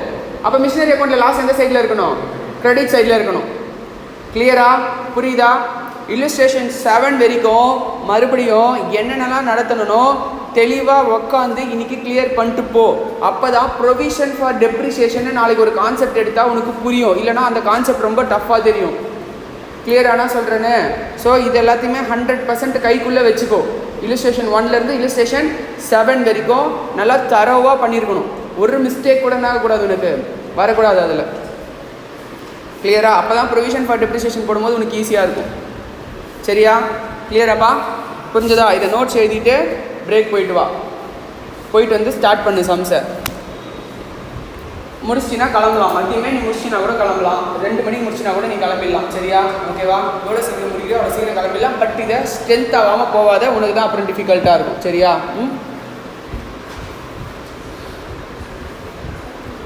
ஓகேவா?